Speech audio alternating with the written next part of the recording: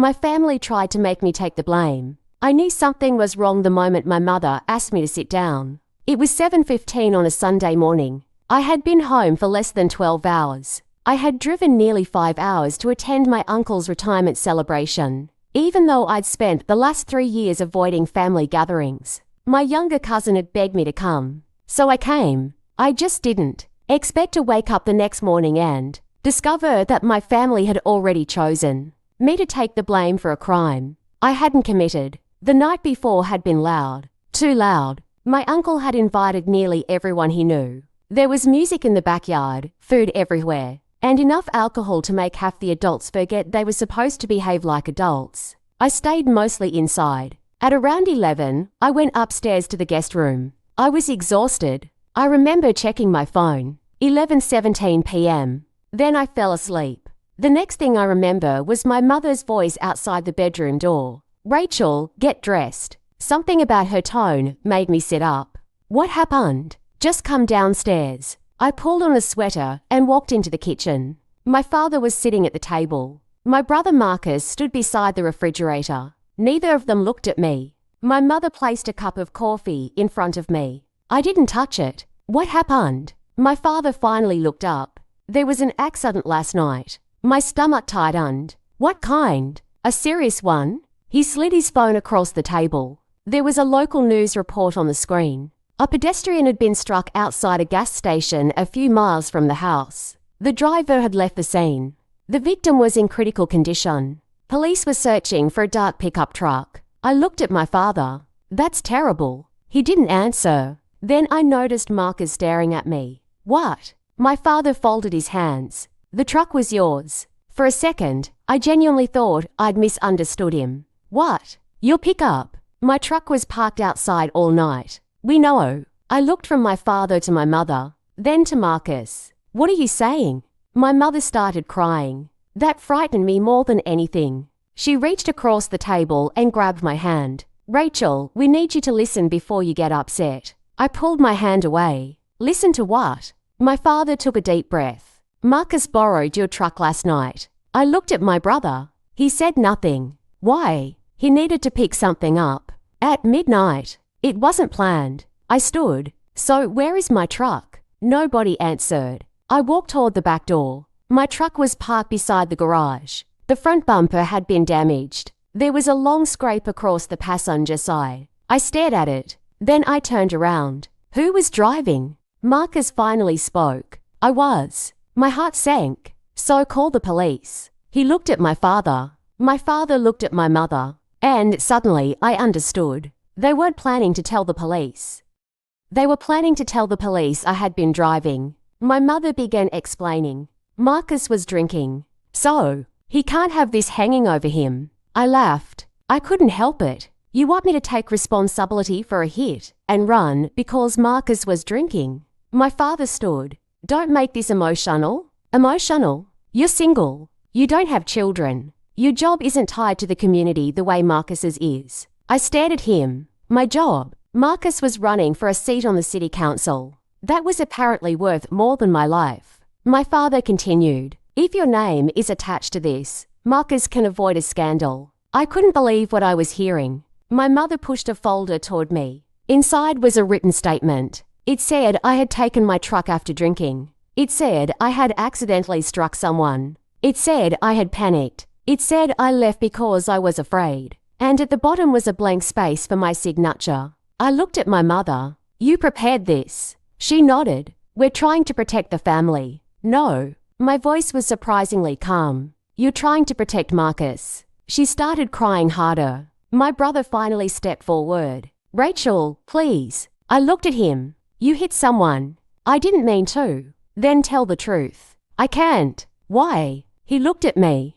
"Because everything I've worked for will disappear." I stared at him. Then I realized something. He wasn't sorry about the person he'd hit. He was afraid of losing his campaign. I pushed the statement back across the table. "I'm not signing this." My father slammed his hand down. "You don't understand what you're doing." "I understand perfectly. You could destroy your brother." "No." I pointed toward the damaged truck. "He did that himself." My father became quiet. Then he said something that almost made me smile. You don't have enough evidence to prove it. I looked at him. Maybe I don't. Then I picked up my phone. But you just gave me a reason to find some. I walked outside. I didn't call the police immediately. I called my attorney. Her name was Maya Chen.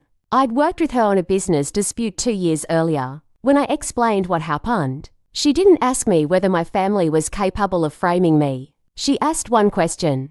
Did you touch the truck after you discovered the damage? No. Good. Leave it exactly where it is. Then she told me to photograph everything from a distance and wait. I followed her instructions. An hour later, she arrived with an independent vehicle examiner.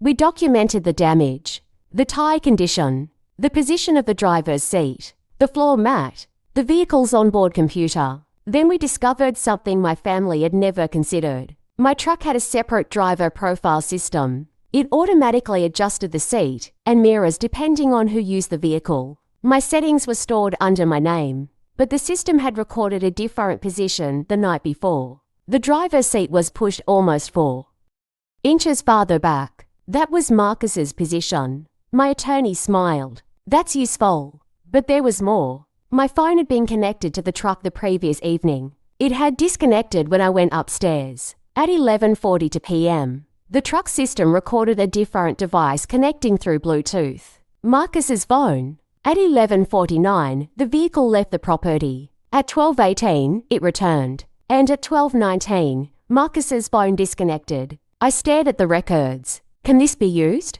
My attorney nodded. If properly authenticated. So we did everything properly. No tampering. No confrontation. No threats. We turned the evidence over through my attorney. The police were already investigating the accident. Once they obtained the vehicle data, they started asking questions. Marcus changed his story. First, he said he had borrowed the truck to get food. Then he said he had been driving, but hadn't realized he'd hit anyone.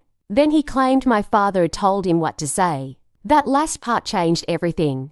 Because my father had already told investigators that I had driven the truck. Now there were two completely different stories. And the evidence supported Marcus. The police also recovered security footage from the gas station. It wasn't perfect, but it showed the truck. And it showed the driver getting out afterward. Marcus had a distinctive white baseball cap. He was wearing it in the footage. He had also forgotten something else. His campaign office had posted a photograph online earlier that evening. He was wearing the exact same jacket and cap. My father had spent an entire night trying to make me look guilty, and his own son had left a trail behind him. Within days, the investigation changed direction. I was no longer a suspect. Marcus was. My family fell apart almost immediately. My mother called me crying. My father called me angry. Marcus called me once. I didn't answer. Then came the message. You were supposed to be my sister. I stared at it for a long time.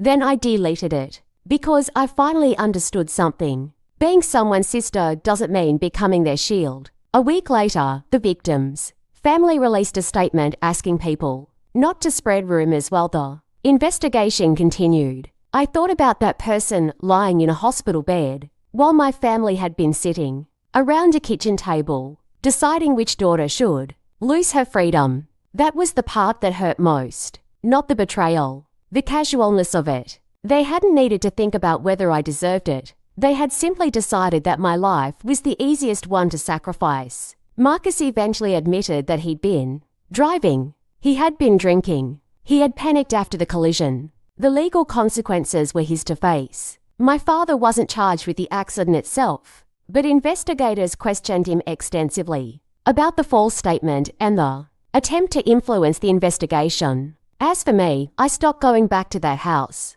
Not because I was afraid of them. Because I was finally tired of pretending they were the family I wished they were. Months later, my mother came to my apartment. She looked older, smaller. She sat across from me and said, I should have protected you. I didn't answer. She started crying. I'm sorry. I believe that she was sorry. But forgiveness doesn't require returning to the same situation that hurt you. So I told her, I hope you mean that. She nodded. But I can't go back to the way things were. She understood. At least, I think she did. I still drive the same pickup. The damage was repaired. The insurance company handled everything. Sometimes I look at the new bumper and remember that Sunday morning. the coffee, the folder, the blank signature line, and the moment my father told me that I had nothing worth protecting. He was wrong. I had my freedom, my reputation, my future, and, most importantly, I had finally stopped believing that keeping a family together was worth destroying myself. People often say blood is thicker than water. Maybe, but blood doesn't give anyone permission to sacrifice you. Family isn't the person who asks you to take the punishment for their mistakes. Family is the person who tells the truth, even when the truth costs them something. I learned that lesson from the people who failed me. And strangely enough, that was the first thing they ever gave me that I was grateful for. The courage to walk away. Subscribe to my channel. Enjoying these stories? Subscribe to my channel and turn on notifications so you never miss a new story. Your support means a lot to me. Subscribe now and join the family.